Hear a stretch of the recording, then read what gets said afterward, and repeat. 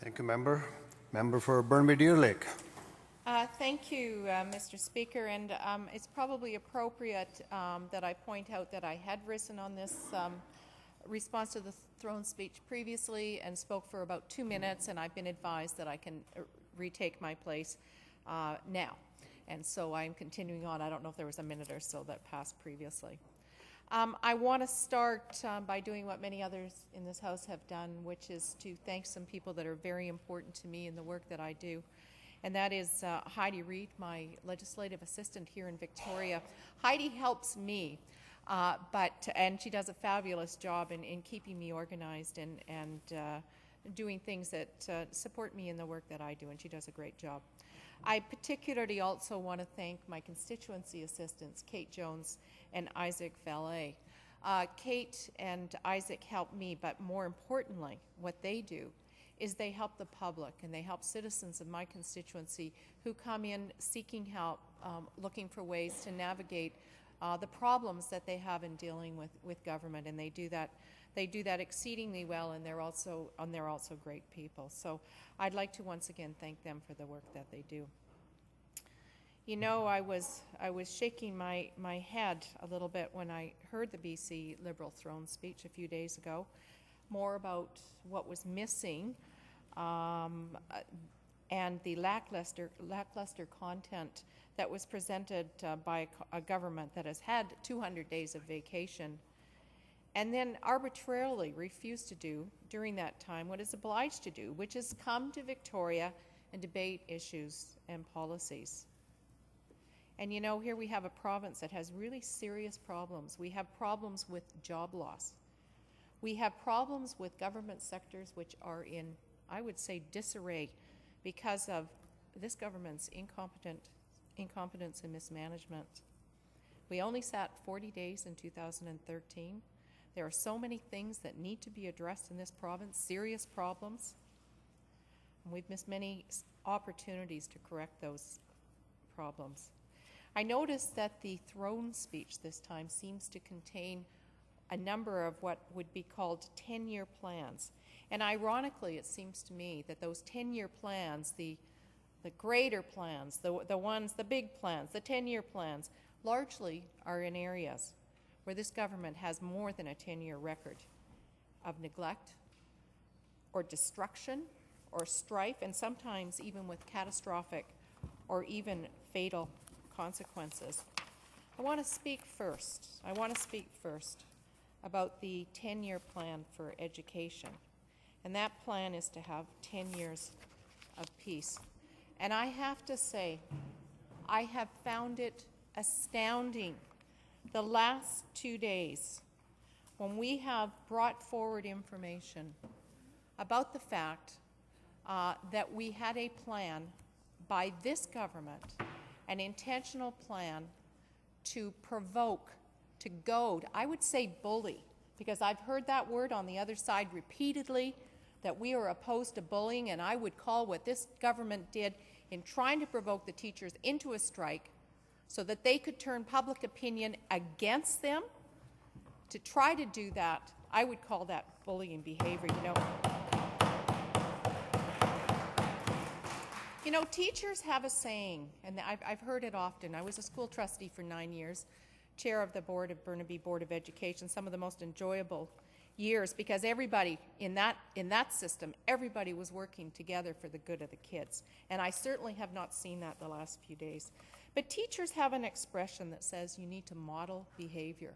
Well, what kind of model has this government presented to the people of British Columbia, to the teachers of British Columbia, to the parents of British Columbia, and the kids of British Columbia, by claiming now, suggesting that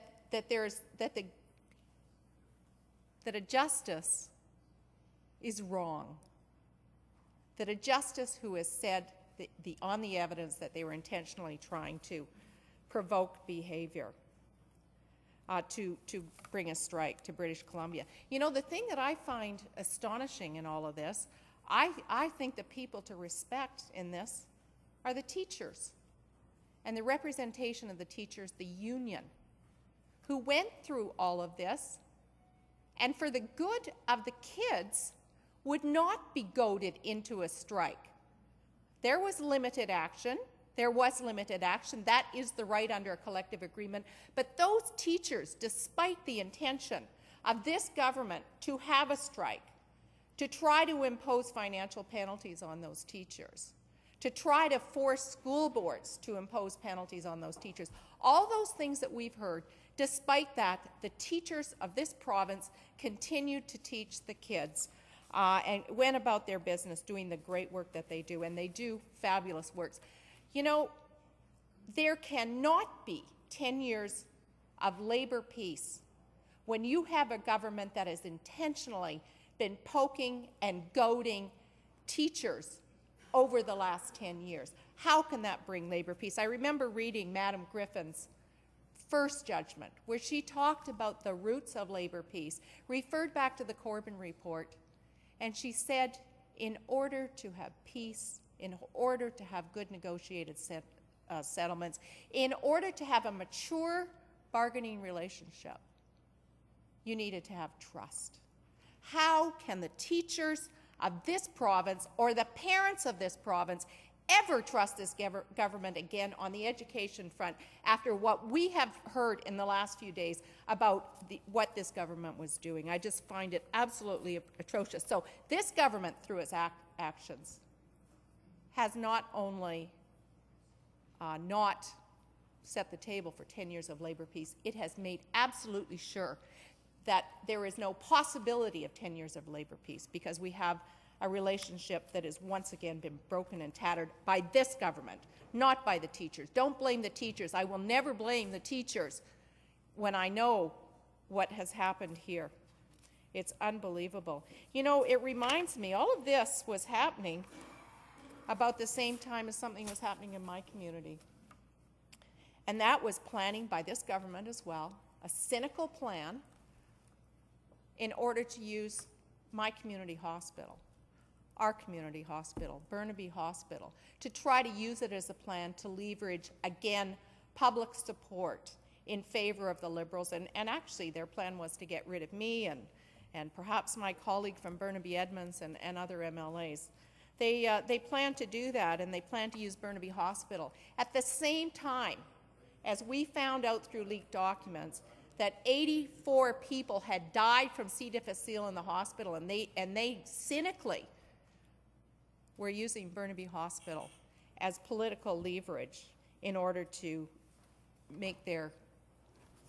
attain their political goals. I just find it so cynical and so unbelievable.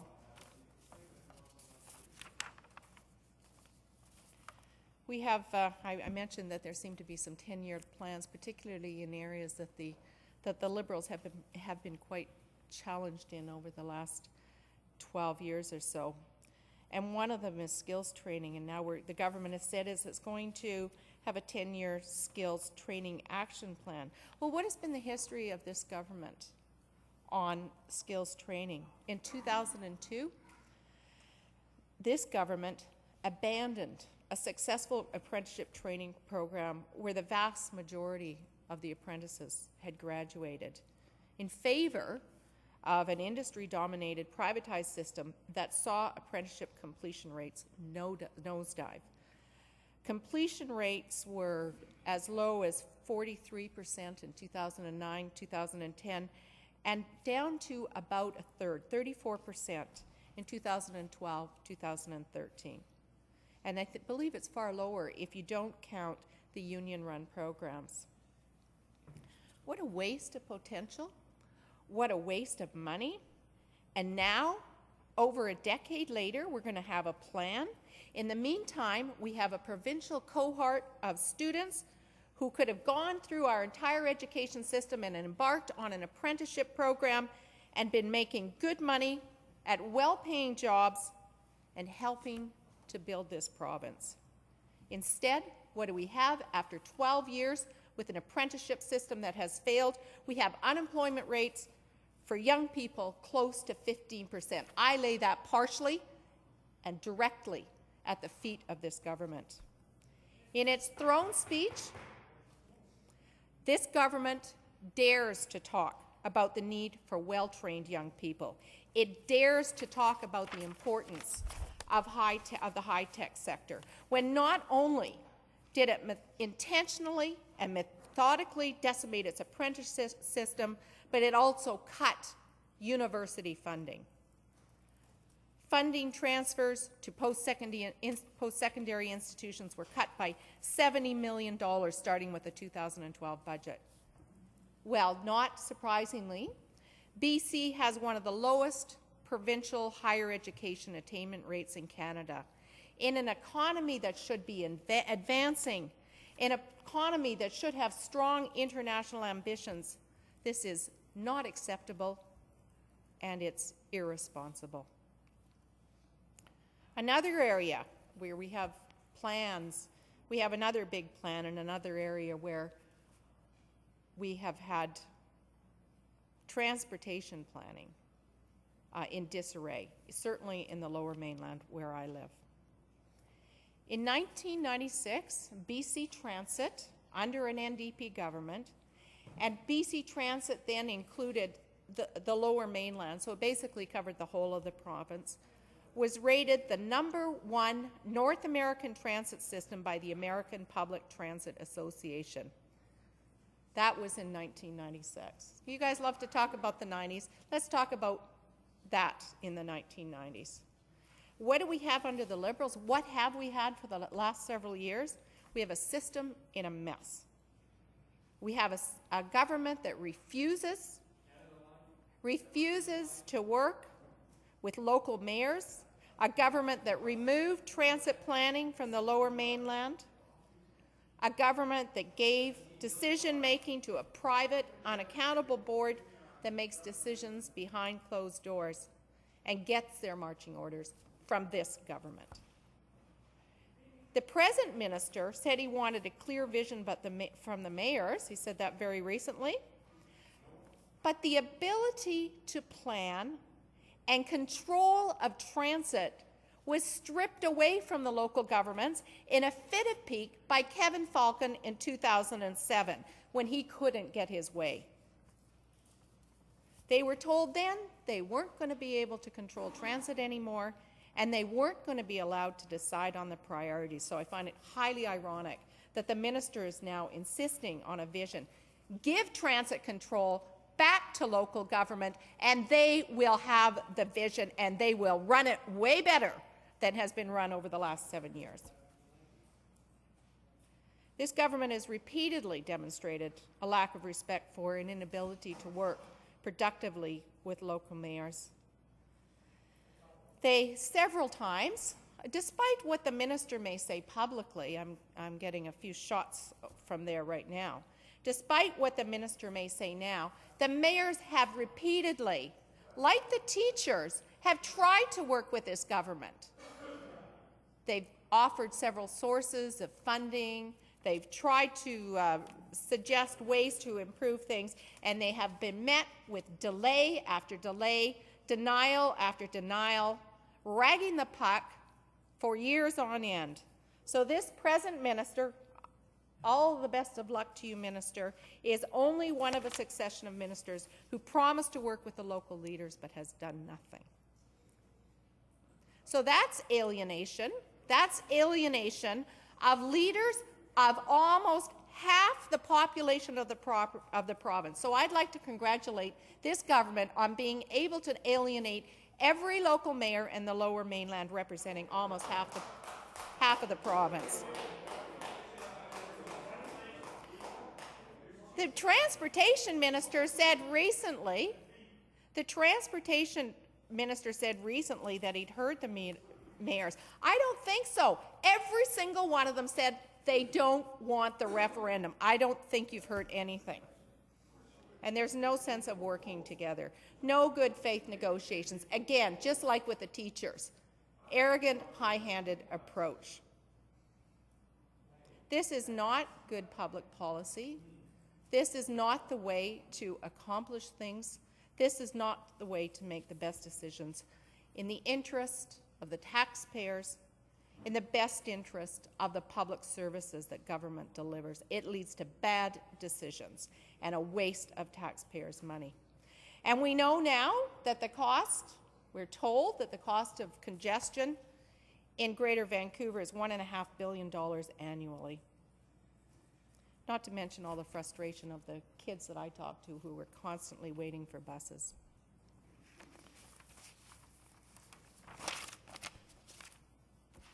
Another area where government says it has a plan, a long-term plan, is to move towards a violence-free BC, ensuring women that they're going to have the supports, Aboriginal women, and so on. We've had years of inaction on the Missing Women's Commission of Inquiry. I was pleased to see that we had legislation introduced today. Finally, after about a year and a half, 63 recommendations, we're going to have a piece of legislation. But to talk about violence-free BC, this government, again, has had 13 years. We have report after report after report from the representative for children and youth begging for action from this government, telling this Liberal government over and over again that women and children are dying in this province because the system that should have protected them is broken, underfunded, and incompetently managed. I think it would be laughable, if it were not so tragic, that this Liberal government can stand here and talk about a violence-free province in the face of persistent and callous inaction on this front, and on the front of poverty and inequality in this province, because we know that inequality and poverty are ingredients for increased domestic violence, not to mention a strong predictor for problems, risk factors for children. Child poverty in this province has increased 4.3% this year. The increase is much larger for single mothers whose poverty rate, if you're a single mother in this province, there was a jump in 1 year. And if you are a single mother in this province, then there is a 50-50 chance that you're living in poverty. And we know that if you're living in poverty as an adult, that you have impoverished children as a single parent. I think it's a despicable record.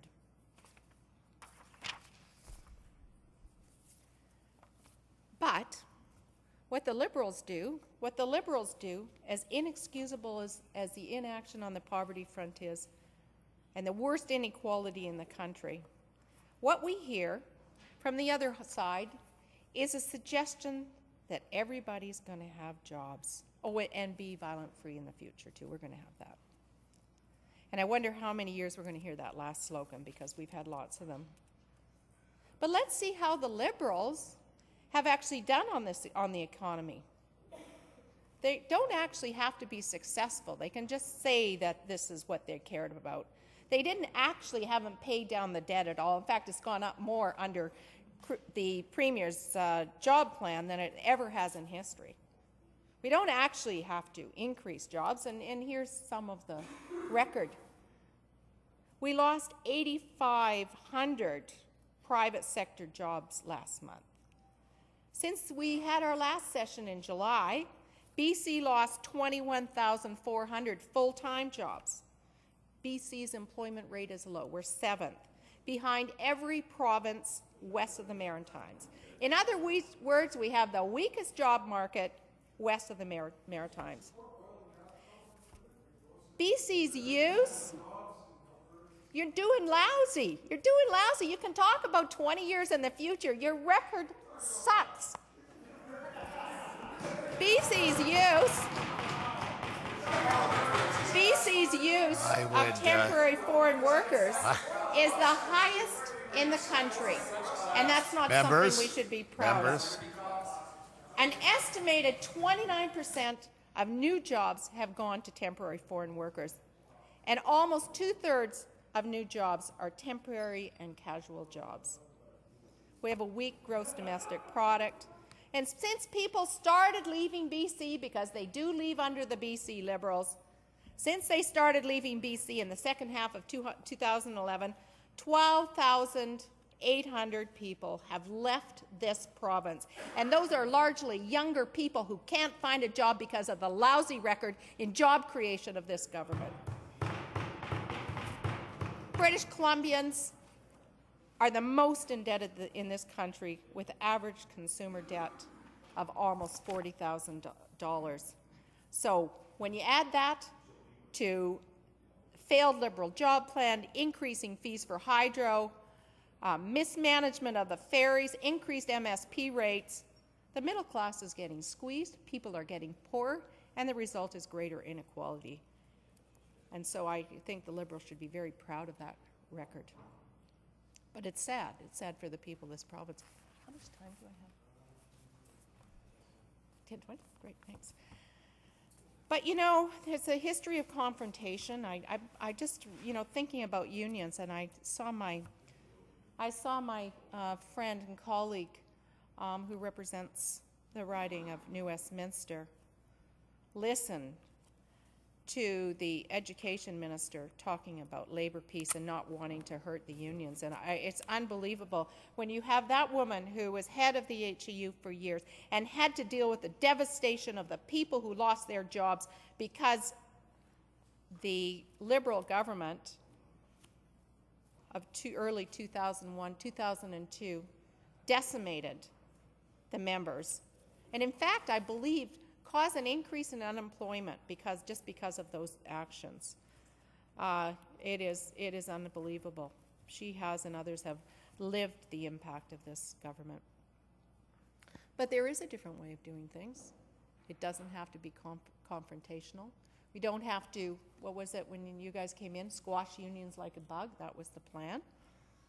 That's a quote. That's a quote. I'm sorry, if you can go back 20 years, I can go back a few as well. I'll find it for you if you want. That's what they said. That's what you said. Let's squash unions like a bug. And you're still working at it with the way you treat the teachers. That's working at it. You don't always get away with it. Unions are too strong, but... I'd remind the member to... through the chair. Through the chair. Thank you. Thank you. I do think there is a different way of doing things, though. And I would point to my community of Burnaby. Burnaby is a well-managed, well-run, debt-free city with healthy and growing reserves to pay for future infrastructure. And you know what they have that this government doesn't have? It's got balance. It's got balance. It understands that you can find a balance, and I think we in British Columbia and in the government could find balance. I don't see it yet, but maybe they will. But I think government can bring balance. Can bring balance to the way it does things. It can find a balance between economic sustainability, social sustainability, and environmental responsibility. And actually, Burnaby has, over the last several years, has had an economic sustainability strategy that was very successful, social sustainability, and is now engaging on the final stages of an environmental sustainability strategy. And I'm very proud not only of the results, which have been embraced by my community, but also by the process. And the process involved engagement of citizens from all areas of life, business, in all three, economic, social, and environmental, involved the Board of Trade, active participation, nonprofit groups, educational groups, small businesses, all types of organizations, environmentalists, in all three strategies.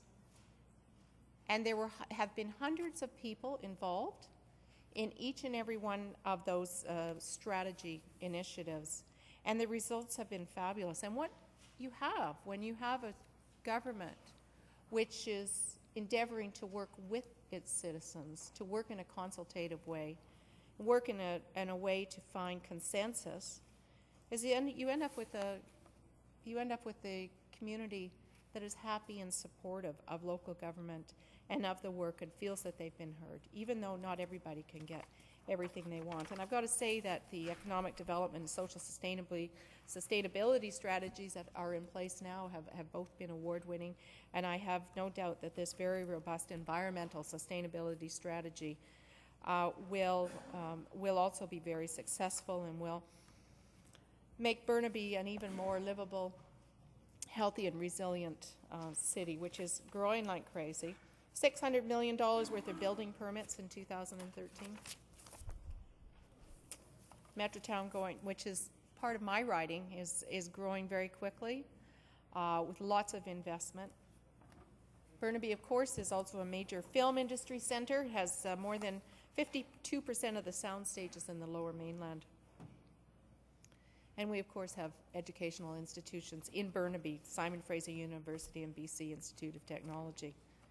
I'd also like to acknowledge the great work that the school board does, but I've got to say, it is, and I was there for 9 years, as I said earlier, and they do a great job. The staff, the teachers, the leaders, the administrators, and the parents all work together to make the life for students as good as it could be. But I'll tell you, they're feeling under a great deal of pressure. My worry is that if we do not adequately support the public education system, that we will have a continuation of what unfortunately has been happening, is people leaving and going to the private school system, and that is not good for equality, that's not good for democracy.